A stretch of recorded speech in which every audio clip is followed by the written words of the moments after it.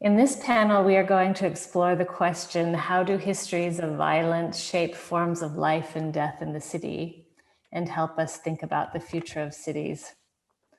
We are using anthropology, sociology, geography, film, and images to investigate urban pasts, presents, and futures, and the relationship between these temporalities. So I am delighted to be joined by our panelists.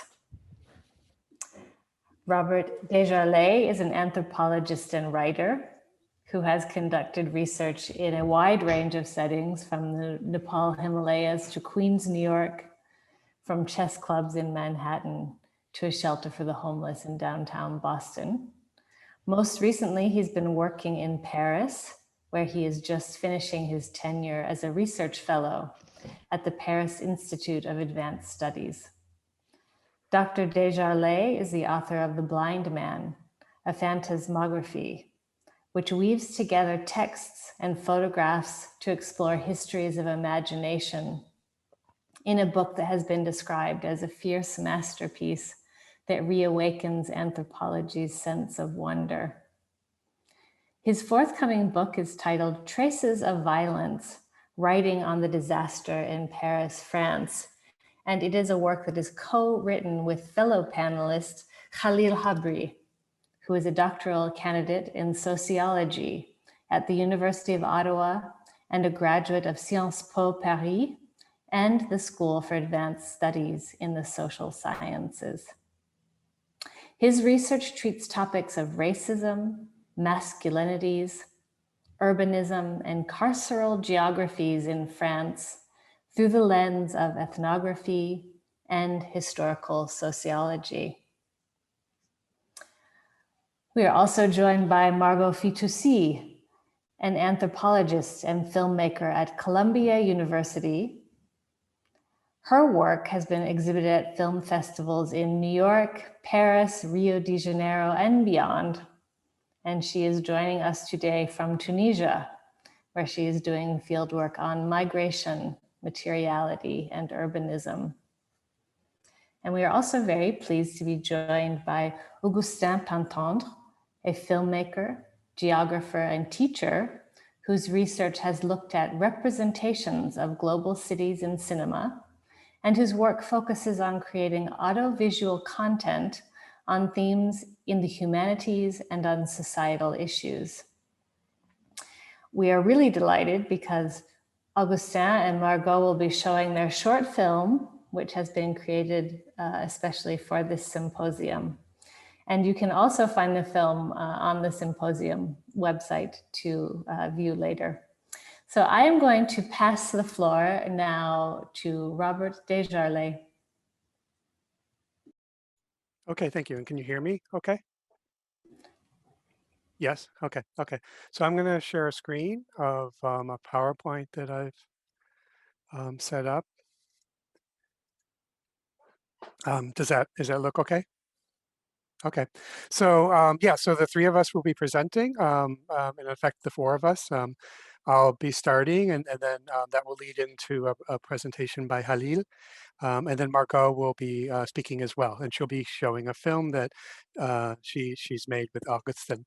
Um, so let me see if I can diminish this. So what Khalil and I have been working on is some work on Paris, particularly sort of histories of violence, surveillance, and vigilance within the city. And I guess this is one of the key questions we have in our work. What complex histories of violence, governance, vigilance, and surveillance shape life in Paris, and the future of life in this and other cities? And we've been working on a book that we're just finishing up just this weekend, and it will be out within a year's time, Traces of Violence, Writings on the Disaster in Paris, France, and we'll be drawing from material from this work. We've been working primarily in North Paris. So this is a map, there's a lot of detail, but perhaps one thing to note is that Khalil has been working primarily in the Goutte d'Or region, in the Barbès Chateau Rouge administrative district, and my work has been concentrated mostly in the 10th arrondissement in the Canal Saint-Martin area. And we've been doing sort of collaborative research, which has really sort of come together in the way that we'll talk about it today. So from 2016, I was doing this very low-key ethnographic fieldwork in the 10th arrondissement. This is the Canal Saint-Martin, which many of you will recognize. And I started to do work at in a few months after the attacks in November 2015 in Paris at several places. As I think many of you know, there was a series of coordinated attacks a Friday night on November 13th in 2015. The Stade de France and just north of Paris, there were several bombings that took place. And then there was a series of bars and restaurants that were hit that evening. And then there was also the occupation of the Bataclan. And I became particularly interested in this bar in the 10th arrondissement, Le Carillon, very much a neighborhood bar. And just across the street is a restaurant called Le Petit Cambodge. And in this place, a number of shootings took place and a number of people had been killed. And so I started to come to this place to sort of pay attention to the aftermath of violence, what happens in a place or within a city when these things happen. And these are just some photographs that I've drawn together. This is the day after the shootings that night. Um, the same, this is from a friend who had shown me this image that he had taken with a cell phone. And this is sort of the atmosphere in the days after, people coming to pay respects in a kind of state of mourning and leaving flowers and letters and mementos for the disappeared. And then several sort of makeshift memorial shrines were established on the walls to the sides of Le Carillon. And this is a photograph from one of them. There was also larger sort of memorial sort of venues. This is at the Place de la République in July 2016. And these are messages that were left after the Charlie Hebdo attacks in January 2015, as well as the events of November 2015. So a lot of my research has been paying attention to this. This is a commemorative plaque that it was set up on the wall just across the way from Le Carillon. Yeah, I think 1 year after the event. And this is the inauguration ceremony, a memorial event in the 1 year anniversary. And you can see President Hollande here standing there and the mayor of Paris as well on Hildego.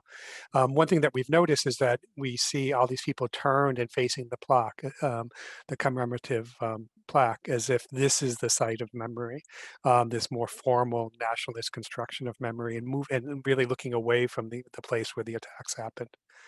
And then there was this all of these materials from the memorials and from all the things that were left at the different restaurants and bars and at the Bataclan were collected by the city of Paris and put into these archives, particularly in Les Archives de Paris, the archives of Paris. And this was an exhibit that was established in the spring of 2017. And you can see all the things, all the documents, all the materials that were left. This is an exhibit of them. And all of these things are now in vaults in the archives. And there's a digital archive that represents all these images.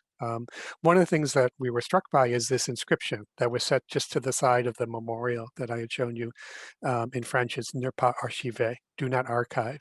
And I think it was really inscribed to sort of a kind of message to the state, to the city of Paris, to not take the people's belongings of the memorial, not to sort of co-opt them and bring them into the fold of their archival nationalist memory. So there is this kind of politics of traces and the politics of archives.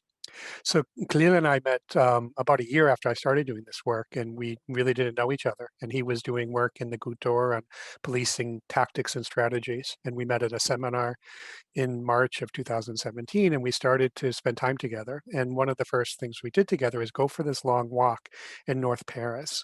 And you could see there's a dotted line that sort of works through there, very kind of meandering, drifting of a walk. And Khalil started to think of this as an urban dérive, which is a term that comes out of the situationalist theory of the idea that you drift through a city and just by chance encounters, you see what you're going to be led to see and experience. So we've used this as a kind of a starting point for our work together. And then once we started to talk more, and we decided to work on the book together. And that's what we're finishing up now. And in effect, Khalil wanted to introduce me to North Paris and to show me the histories there, particularly the political histories and the histories of violence and wounding that had affected people's lives there. And he'll be speaking about that today. So these are some of the main themes that we're working on in the book. Colonialism and police violence, formations of vigilance, of surveillance and policing, security apparatuses of the French state, and phantasms of terror and fear. And I think you'll see how that plays out in what we'll be talking about. One of the metaphors that we've come up with is that is the concept of we're working with the concept of the palimpsest.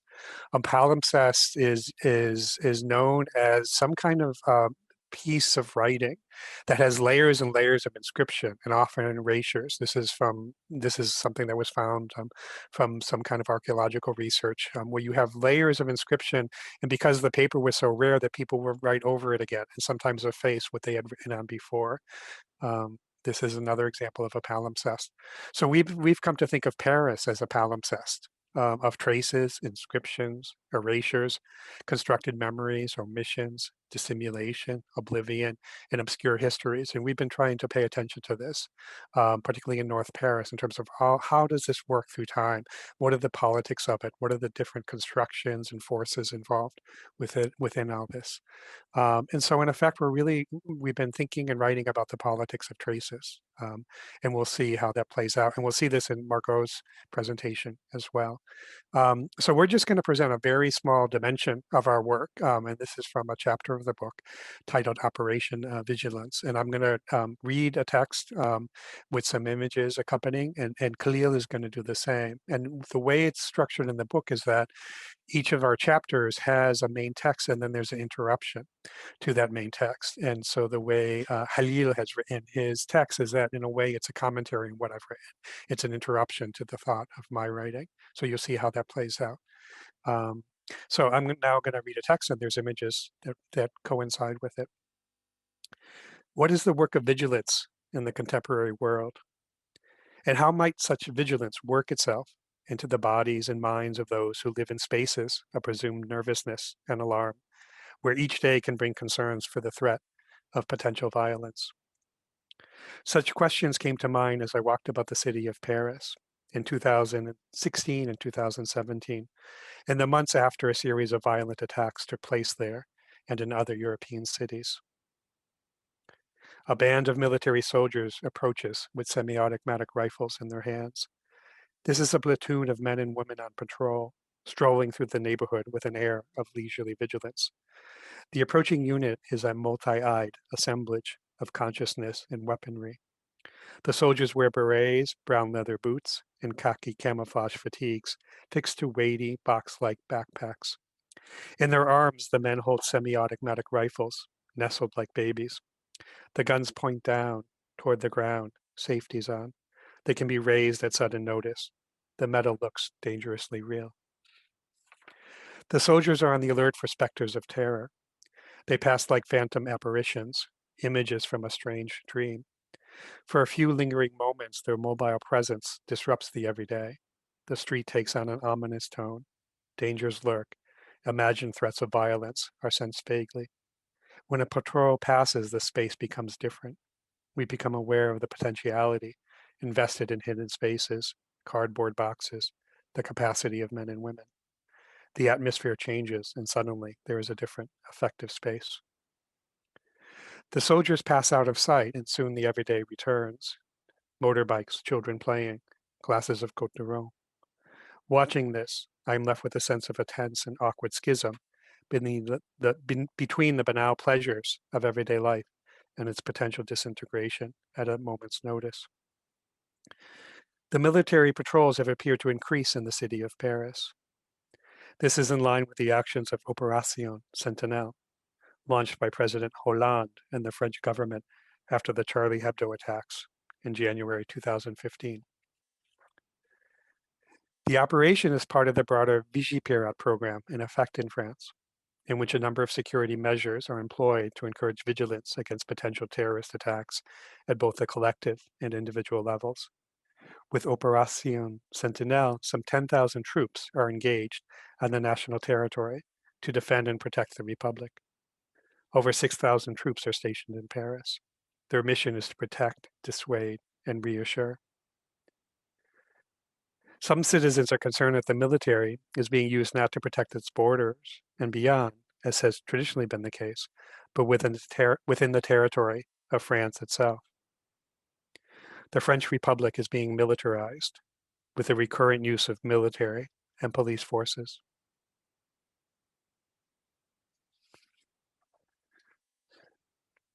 The patrols walk irregular routes through the streets of Paris. Their training has given them calibrated teamwork and threat perception. Within the flow of their nomadic surveillance, they scan for signs of weaponry, bombs, unclaimed bags, anxious eyes and faces, hateful terrorists willing to sacrifice lives for the cause. The soldiers proceed with shifting thresholds of apprehension, concentration, danger, threat, distraction, fatigue. The eyes look and look, and in that steady show of regard, the gendarmes make themselves seen while looking. The visuals go both ways. The soldiers look for signs of imminent terrorism, while simultaneously commanding a visual display of military potential, vigilance in the flesh. Through such a militarized optics, the foot soldiers articulate a vision of safety, violence, threat, and danger, much as the French state does. The state cultivates a certain distribution of the sensible, an arrangement of the perceptible that makes some violent threats seem apparent, altogether real and possible, while shifting attention away from other forms of violence, including swaths of violence enacted by the state itself. The soldiers scan for terroristic devices in the streets and structures of Paris, yet little is seen or said about the violent terror inflicted by the French state and other military security regimes on various peoples through armed warfare, covert operations, signature drone strikes, and detention camps. The forces of Opération Sentinelle maintain a scenic affirmation of a war against terror, which makes apparent certain threats and instills a politically shaped gaze, while other kinds of visions go unmentioned and unheeded. It's like a magic trick in which members of an audience are encouraged to look at one kind of potential violence, while other tracks of violence go unnoticed. Misdirection is the magician's word for that art. Look here, not there. The guns point in a certain direction. Most people do not seem to mind the mobile machine gun presence much, nor do they engage with the soldiers. There is little verbal interchange, yet much watching on both sides. Some Parisians say they find themselves comforted by the presence of the soldiers in their everyday lives. Others say it's all a joke, that there's no way the soldiers could prevent violent attacks. I want to learn how they see. In mimetic desire, I walk the streets of Paris slowly, vigilantly, trying to see as the soldiers did. I kept an eye out for anything suspicious in the shadows and the ordinary. I did not see much at all. For a few days, I kept a vigilance log in which I noted perceptions of possible harm. I wished to learn how to sense the potentialities of death and violence. The notebooks hold fragments of this phantom vigilance. 3 men walking past, carrying a cart. A man on a cell phone, standing on a street corner, looking about. The woman, dressed in black, walking along the bike path. I hear sirens often now. While in the studio apartment on the 6th floor of the building, I hear the sirens of police cars. At times they go on for several minutes at a time, a rush of alert, alarms, vigilance. I hear the alarms, but I can't know what's going on. I'm tempted to go out onto the streets to see what is happening. I've turned on the television to see if some new attack has recently happened. The television stations are calm. 2 men leave the metro car quickly at the same time. A man lingers at a street corner at midnight. He sees me looking his way. He shifts his feet, lights a cigarette. Men talking last night in the apartment across the way until 3 or 4 in the morning. The language is not French. Arabic, most likely. Silence, quiet, and then I hear the voices again. I gave up on the effort. In stepping into a phantasm of anxious vigilance, I was starting to detect death and injury in the words and faces of strangers, and that acuity troubled me. It was not that I thought the violence was necessarily there, but that I'd come to imagine the violence to be there, threats real and unreal on a warm summer night. That kind of imagining was dangerous.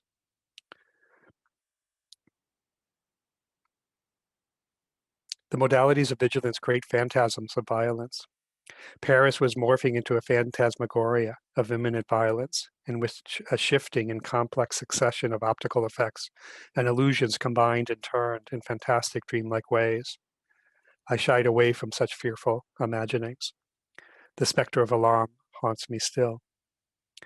After a while, after several platoons pass through daily consciousness, one comes to see space and time differently, and the nature of sociality. Daily life is peaceful, light, calm, fun, and a deadly war is going on. The vigilance is double-edged, to say the least. One comes to develop a militarized consciousness. The soldiers, too, mark the city. They leave traces of their weapons and their vigilant regard in the streets of Paris. They inscribe fear and violence. This is another form of terrorography, a writing of fear and terror into the world. And perhaps I could end with a quote from President Emmanuel Macron from a speech he gave in October 2019, where he speaks of a society of vigilance, and this is his call for it.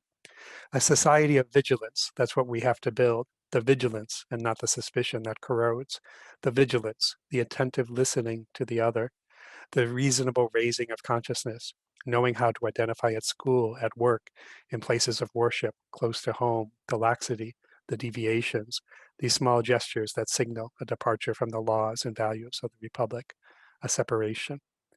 So with that in mind, I think we can turn to Khalil, and we'll see how you can see how my presentation intersects with his.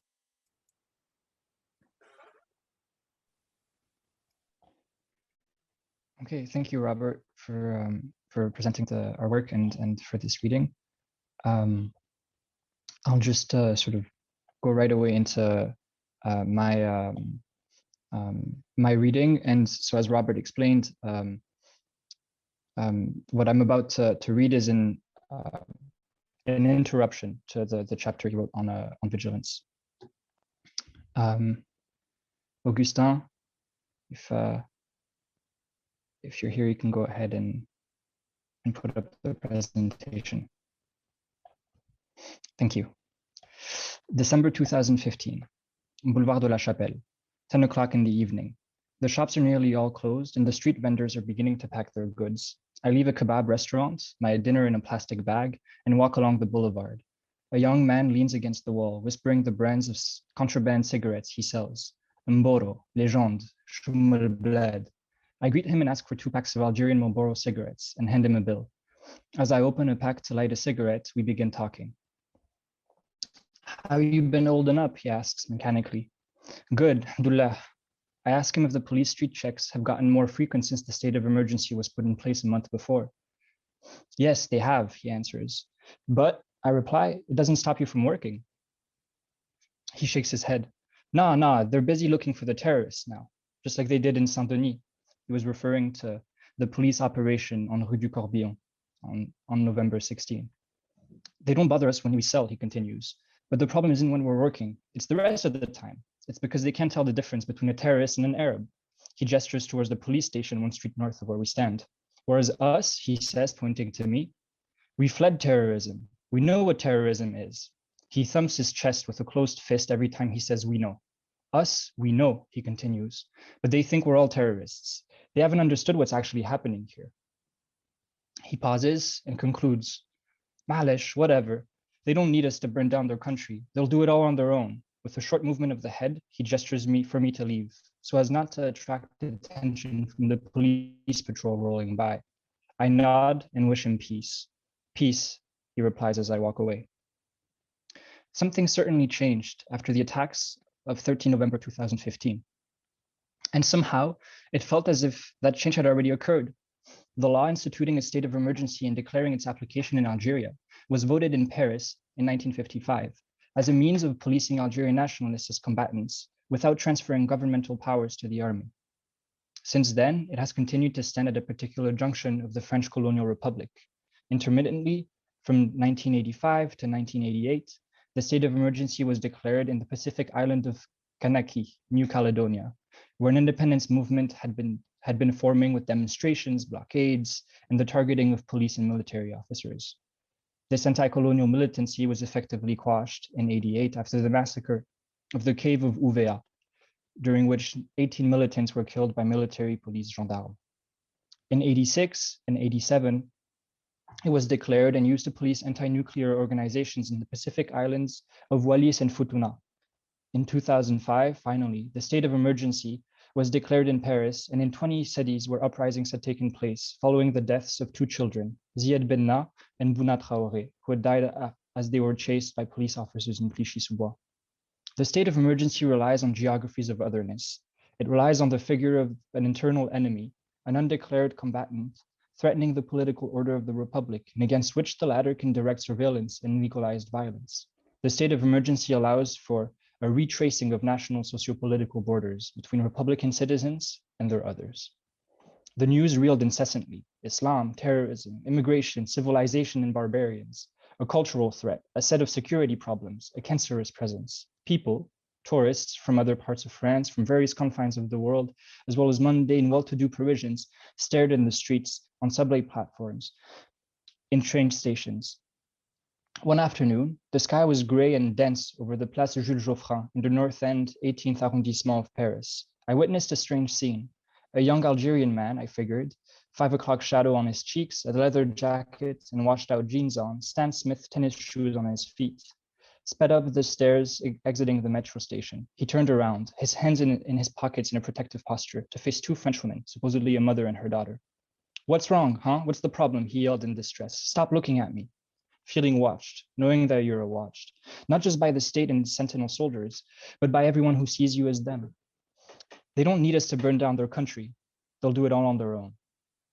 Incisive, albeit offhandedly, the cigarette vendor evoked the vast phantasmagoria of racial and urban otherness that plays out in France. These phantasms are not self-generated. They do not exist in a vacuum. They circulate in media representations, in politicians' militant discourses. They suffuse scholarship too.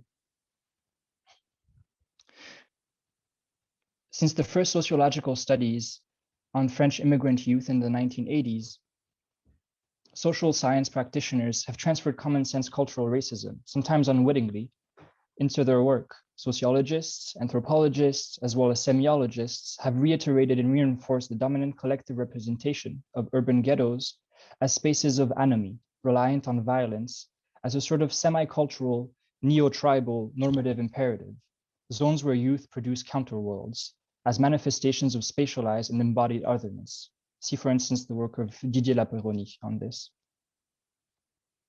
As a discursive apparatus, the state of emergency relies on the scientific legitimacy of crime statistics, surveys, polls, and qualitative studies. Such scholarship becomes dangerous once it puts the burden of representation on the groups represented rather than the state, institutional, and political economic processes through which representation in fact takes place, constituting socio-symbolic categories and imaginaries of threats as scientific truths. Social sciences then run the risk of feeding into national mythologies of threats, internal enemies, and war. But they don't need us to burn down their country. They'll do it all on their own. Phantasms can circulate as expertise, yet they rely on lights, screens, and shadows that obscure collective perceptions. Complex social lives and collectivities come to be submerged by a multitude of phantasms, reified by police protocols. Phantasms that also lodge themselves in subjectivities. The state of emergency and the subsequent incorporation of its principles into the French Civil Code relies on more than state-declared exceptions to due process. It also articulates itself in fearful citizens' collective, effective commitment to surveillance, to an ethos of vigilance, and to a more or less systematic participation in the surveillance assemblage. "What's wrong, huh? What's the problem?" I remember him yelling in distress. "Stop looking at me." "Whereas us, we fled terrorism," he said. "We know what terrorism is." Those who have experienced war and terrorism firsthand become, here in the Republic, the objects of surveillance. We are watched. But the phantasms that the surveillance gaze projects blur over the plurality of experiences of war, transience, and movements that make this we hard to grasp in the first place. I had fled neither civil war nor terrorist attacks, but this phantasm created a sense of common understanding between the cigarette vendor and myself. We are not. And that is perhaps one of the fundamental paradoxes of otherness. "Peace," he replied as I walked away. July 2016, on Rue Capla and Rue de Chartres. I exit my apartment building and greet two neighbors sitting on the steps outside. The sky is blue and the streets are dense with the weekly market on the Boulevard de la Chapelle. A group of children play on the Place de la Charbonnière, surrounded by men talking, some of them selling various goods. A group of soldiers from Opération Sentinelle walk down from Rue de Chartres towards the small plaza. The crowd grows silent and separates in two, letting the soldiers walk through. Everyone seems to look on. I turn to my neighbors and ask mechanically, they patrol by foot now. I've only seen them here in their cars. I'm surprised that they would patrol here. There are no monuments to defend, no religious institutions, no church, no synagogue, no tourists either, just working class or unemployed young men and women, some with French citizenship, immigration papers, some without any papers at all. They patrol like it's Gaza, says one of my neighbors. They come to take a good look so they'll know where to get us when they want to put us in camps. Or maybe just to put checkpoints, the other neighbor adds, just like during the war. As the soldiers pass and leave, continuing their patrol toward the metro station, the crowd gravitates back to the plaza. We change the subject and express gratitude for the beautiful weather we've had that week. It is indeed peculiar to see oneself through the peering gaze of another, understanding and becoming oneself by looking inward and outward simultaneously, seeing oneself, as W.E.B. Du Bois wrote, darkly, as through a veil. Ghosts of colonial warfare entangled themselves with suspicious gazes of civilians, police and military officers. All this weighed down on us, perhaps the change that they brought, as we stood looking through the screens of phantasmagorias, was a cementing of this we that lived through us and of the they that lived through them. The vigilance is double-edged, to say the least, Robert Desjarlais writes. Phantasms of threat settle in behaviors. The fearful civilian partakes in the vigilance of the state, diffusing the work of surveillance the sentinels undertake. The surveillance assemblage becomes an embodied infrastructure. The military units of Opération Sentinelle are in a sense both a product of the phantasm, a continuation of it, and what allows it to subsist in the material world. But what lies beyond the phantasm? The people who are surveilled are not repositories of violence, appearing and existing through a phantasmagoria that makes their presence a threatening one. They must engage in vigilance in different ways, a vigilance turned towards the state, a vigilance that understands the implications of anti-terrorism as a battle waged on the body and in spaces of sociability and intimacy, a vigilance that does not put its trust in military patrols. It rests upon the evocation of troubled lives, evoked as if in proximity despite their distance in time. The Algerian War of Independence and the checkpoints that made up the geography of the Goutte d'Or neighborhood between 1955 and 1962, and in space, the Israeli blockade on Gaza. Phantasms of military violence rely on prior experience with police officers in the neighborhood. As young men and boys, some of them as young as 12 years old, are confronted with routine police stop and frisk, or contrôle d'identité, during which their identification documents are scanned, their bodies handled, and pat down. And when found in violation of immigration or drug legislation, or if they resist the ID check, they risk being placed on pathways of confinement. Effectively, and since 2013, the neighborhood has been designated as a priority security zone, zone de sécurité prioritaire in French. Police squads are numerous, and officers patrol the streets in densely coordinated and ever-changing patrols. My neighbors have become subjects on the lookout. They are wary of the actions and movements of police officers. Others, some of them still children, have incorporated the fear of the ever-present possibility of humiliating searches, physical and political harassment, possible arrest and incarceration, and, as the names of victims of police violence listed here on the screen remind us, the potentiality of dying in the process. Ghosts of colonial occupation that the soldiers bring with them as they patrol, ghosts of political terrorism that they project onto the streets and onto us in the Goutte d'Or as they make their way to the Boulevard Barbès. All too real ghosts, when some have had to lay their open palms on the cement wall, spread their legs and wait for the unusually routine pat down to end. As the sentinels advance, we haunt them, and they haunt us as they project phantasms of what we are not and remind us of what they may do. Histories of violence that ripple through urbanity and subjectivities, ghosts that linger and dissipate as we look to a kinder sky.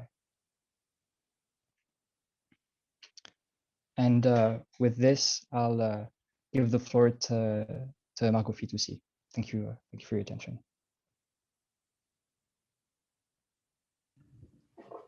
Hi, everyone. That was wonderful. Hard act to follow. I think I'll actually hand over the floor to Augustin first, so he can introduce the film briefly, and then I'll give some thoughts afterwards.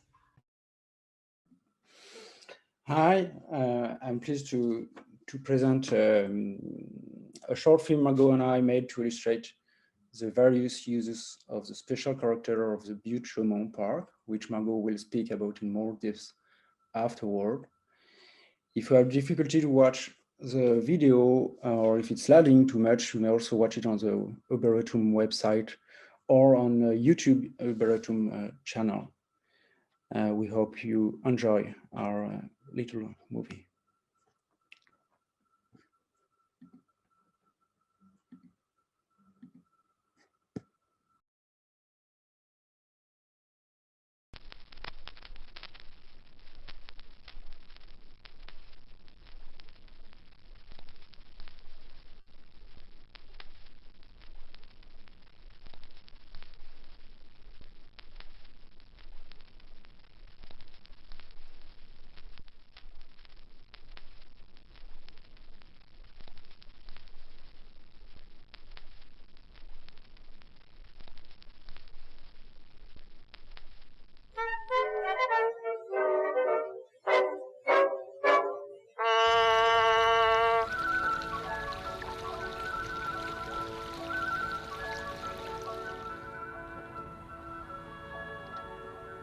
On peut sourire de trouver en plein Paris ces surprenantes falaises verdoyantes, ces grottes, ces rocs déchiquetés, ce lac qui dresse le décor baroque d'un opéra bouffe du Second Empire. Mais lorsqu'on le juge, il ne faut jamais oublier qu'il masque, sous des apparences futiles, ce qui, durant des siècles, ne fut qu'un lieu de misère et de mort.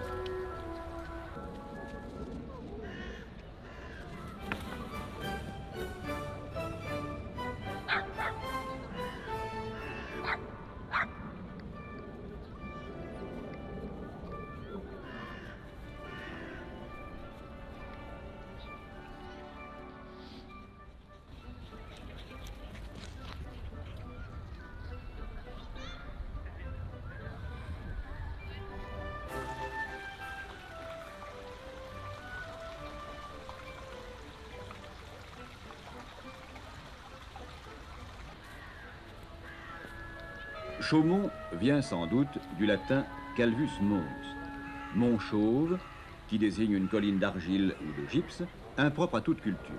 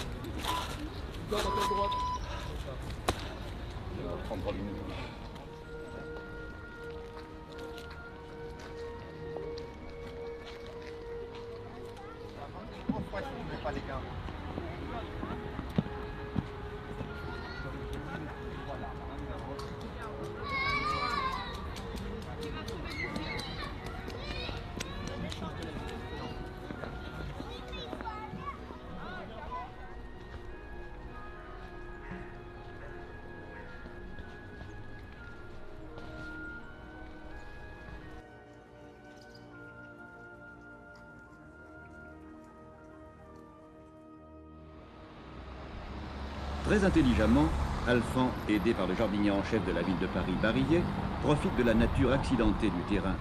Il utilise pour faire une grotte l'entrée d'anciennes carrières. Au centre s'étend un lac, d'une superficie de 2 hectares. Marcher sous la pluie, 5 minutes avec toi, et regarder la vie tant qu'il y en a. Raconter la mer en te bouffant des yeux, te parler de ta mère un petit peu. Et sauter dans les pattes pour la faire râler, musiller nos godins et se marrer. Entendre ton rire comme on entend la mer, s'arrêter, repartir en arrière.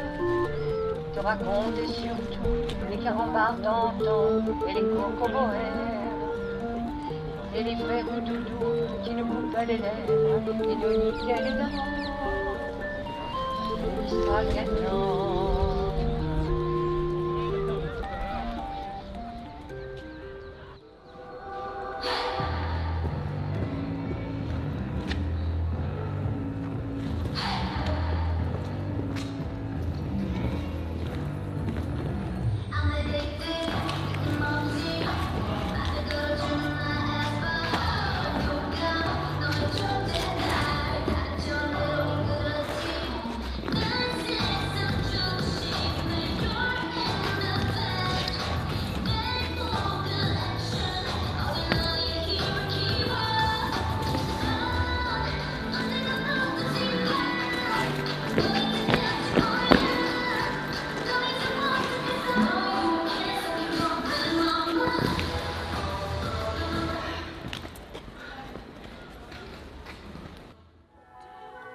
Et le jardin des Buttes-Chaumont retrouvera l'éclat de sa jeunesse et de sa beauté.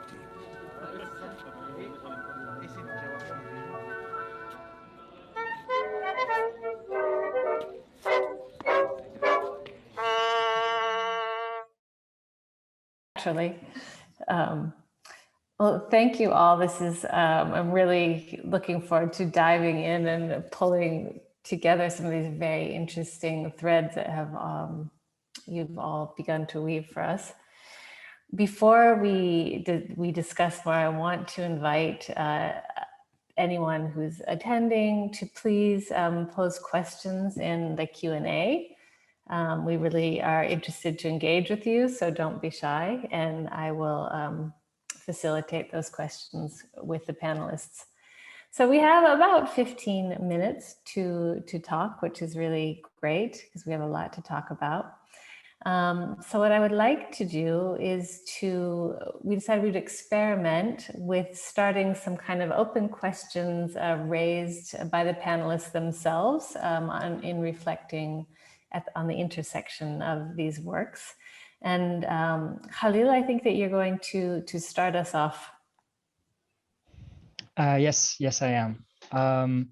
So I prepared a few questions for us to discuss, and but I'm sort of going to go start with my last question actually, because I think it really responds to what you were talking about, Margaux, and parks and places of collective enjoyment. And so my question, and then I'll have an example right after, but my question is, what histories of surveillance inform the contemporary configurations of smart cities? Since we're talking about reconfiguring urban landscapes, and I grew up in Toronto in Canada, and Toronto is one of the fastest growing cities in North America, and it's a smart city. You can use apps, and they have sort of landmarks that just make it a smart city. I haven't been back in a while, so I don't fully understand what that means, but there's something about surveillance and technology that percolates through urbanity. And the idea is through surveillance, through technology, to create a pacified, orderly city. And so this question, what histories of surveillance inform contemporary configurations of smart cities, made me think of the policing of public space during German occupation in France, and in Paris specifically.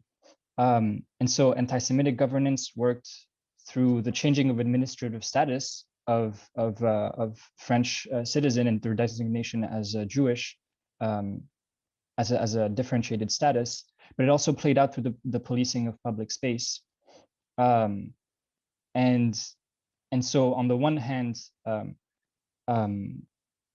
you have this creation of public amenities that produce urban forms and urban habits of enjoyment, but that are also intertwined with restrictive curfews, access to public spaces. And so parks like the Buttes-Chaumont became spaces that were localities of exclusion. And so you have photographies from the time, children having fun in these parks with the signs interdits aux Juifs. And so this also brings us to this idea of vigilance and how the policing was happening through civilian informants in those spaces. And so just maybe a first question to get us thinking about how do we as anthropologists and historians, how do we grapple with this?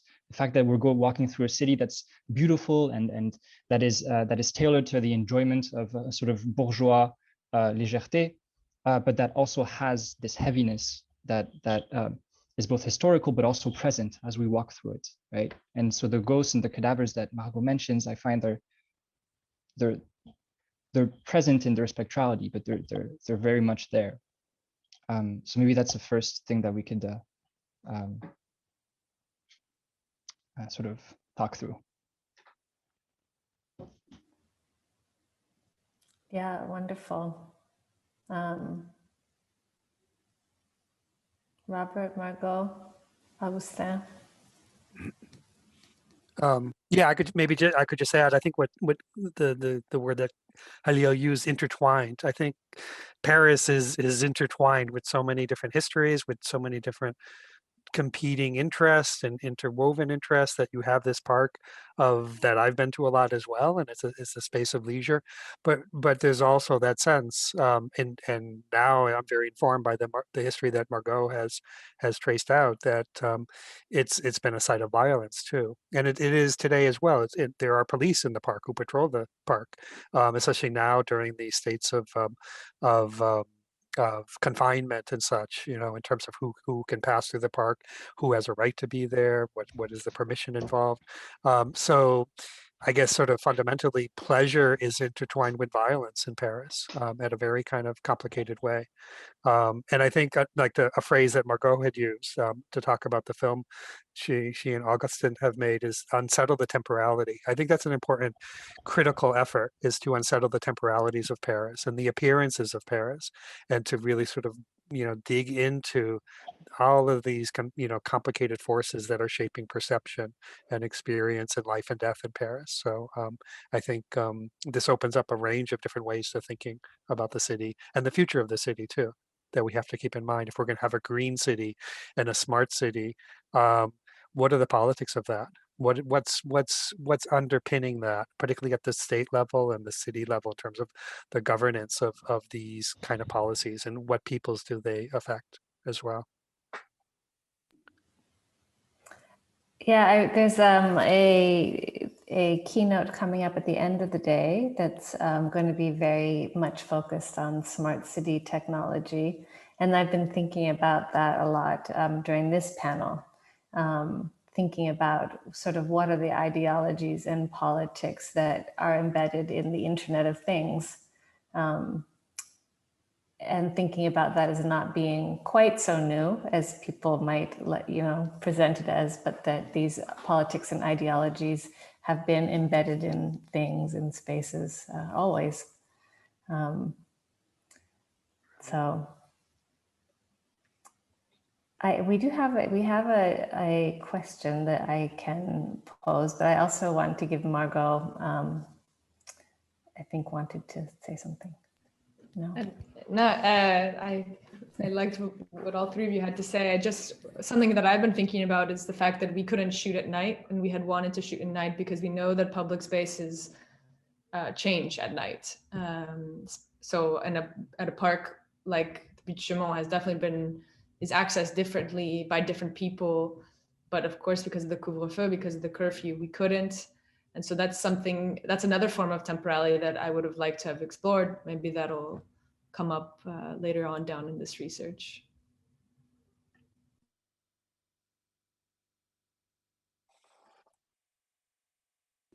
Okay, so let me read. It's not a question so much as a reflection, but I think it will prompt questions. From Martin, who says, thank you. An eloquent performance of the politics of traces by Robert and Khalil. The juxtaposition of vigilance as a practice to watch out for traces of tendencies that violate the values and laws of the Republic. But that vigilance looks very different from the perspective of those being watched. For the former, normality is wounded. The banal pleasures of everyday life are interrupted. For the latter, subjectivity, sense of self, is wounded. To become other, the internal enemy.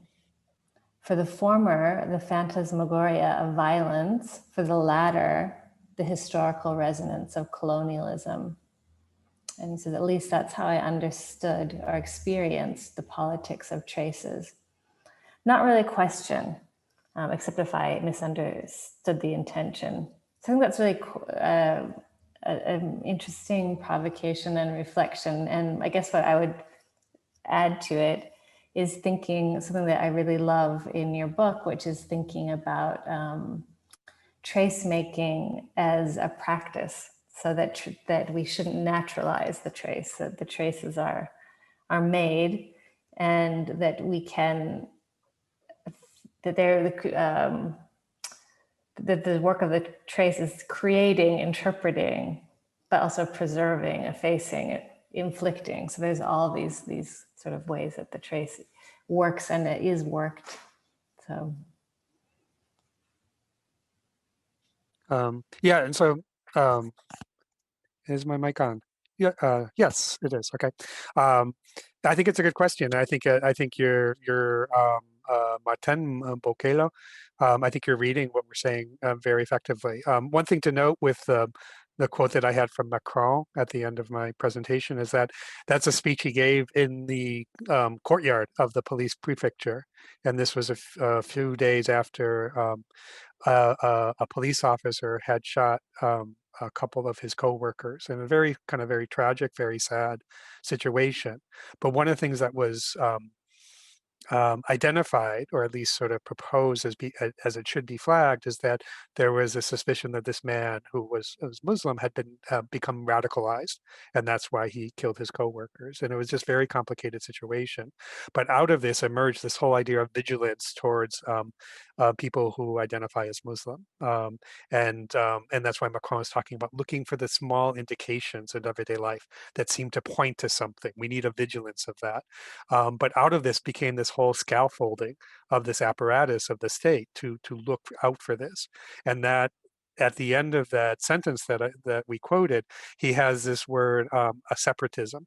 And this is then developed a year later into Macron's idea that there's a problem, a social problem in French society of some people separating themselves from the values of the Republic. So this itself has become a whole kind of assemblage of thought and political action where people are getting disenfranchised because of this. And Khalil can speak to this as well. So it's true that there is this kind of vigilance apparatus by the French state that's being promoted. And on the other side is what Khalil has spoken about, is the effects of this, that they become people are rendered suspect, that they're seen through this phantasmal prism, in effect, that there's something problematic about their lives, even though they're living their lives within the city. So I think it's a good way to, I think what you're saying is it fits with the way we're thinking about it too. But perhaps Khalil can add to that. Yeah, I agree with Robert, and I appreciate that sort of a spontaneous reaction to that. Our reading is sort of in tune with the work we've put in, so that I appreciate your comment a lot.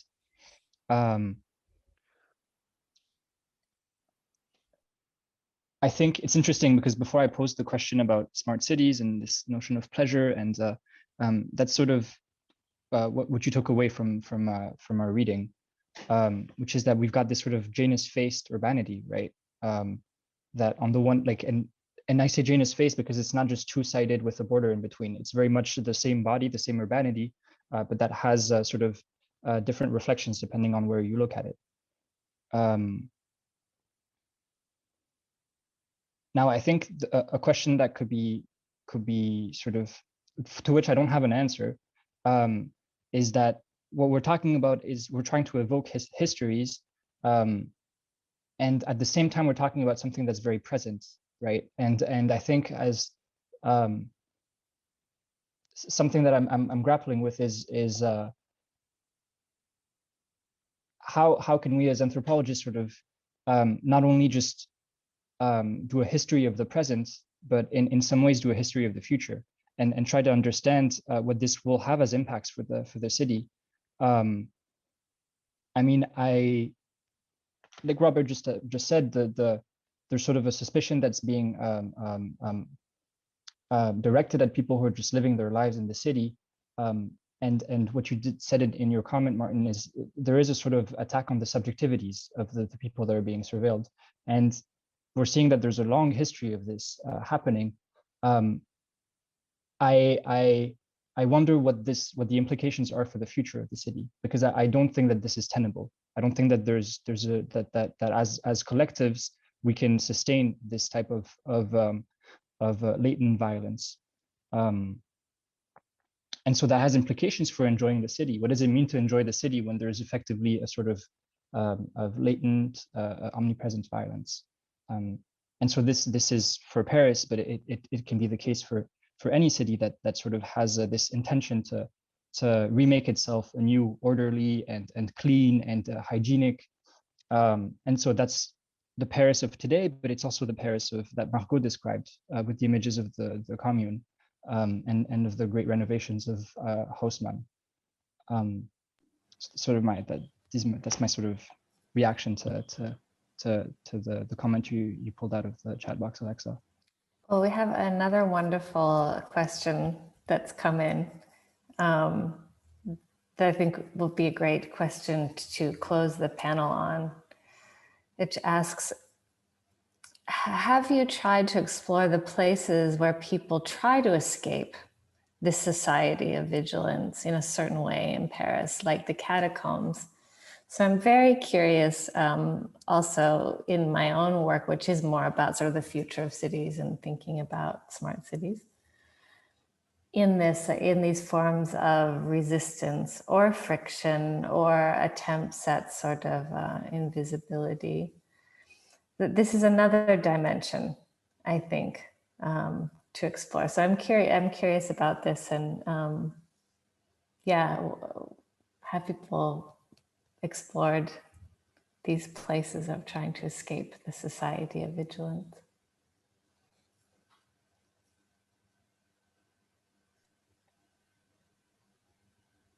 That's a good question. I don't know if Margaux or Khalil have like, is Bout Chaumont a place for you, Margaux, that you can escape this atmosphere of vigilance, or is that a vigilant park as well? I think it's a vigilant park. I mean, you go there to see people, especially in COVID times, right? You're going to be around other people and watching each other. So I don't know. I like this question a lot. I've never been to the catacombs. I really would. I mean, I've been to the official section of the catacombs. I've never been to the unofficial parts. Right, me too. But I know that right, the catacombs come from the quarries that were built, the gypsum mines and all that. And that's something, especially as I'm thinking about the relationship between geological time and the park. It's something that I've been wanting, and death and life, all these big questions that I wanted to explore a bit more. So yeah, as I ended writing the presentation, I thought I would turn to the catacombs. So it's funny that you brought this into the conversation. Personally, I've been in the catacomb a long time ago, so not during COVID time. So at that time, it wasn't, people were there, it was 10 years ago. I wasn't trying to look, to go away from vigilance. They were more looking for playing with forbidden society. But when you are in the illegal catacomb, all those galleries, there's a I think 30 kilometers under Paris of catacomb. People you met inside are more going to just enjoy a momentum where you are, you don't know where you are, you don't know what time is it, and you just enjoy some extraordinary, somewhere you are not supposed to be, but it's not somewhere you can hide really, because there is no, you need to go away. It's not a place you can stay for a long moment. I think that's a phantasm from maybe the Ghost of Opera or something you could live under. the city. It's not very possible, I think. And people who are trying to go there, in those places are more looking for a moment away from the city and in a particular place, I think. That's very interesting because it introduces, we were talking about joy, but it introduces joy as a sort of act of resistance, like these like momentary, that pleasure can also be an act of resistance. I think it's quite an interesting way to tie in joy in a new way. Well, we have come to the end of our time, very sadly, because this is such a rich conversation and I would love to continue it, and I hope that we will in other venues. But thank you to this wonderful panel. And Robert has a little film, as well as Margaux and Agustin's film on the YouTube channel, so be sure to check those out. So thank you, everyone.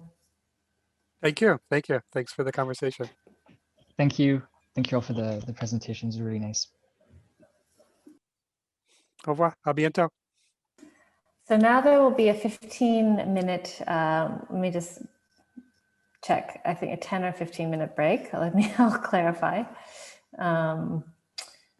Yes, a 15-minute break until 3:15 Paris time. And then we will have a very interesting keynote. So be sure to come back, have a little tea, and see you soon.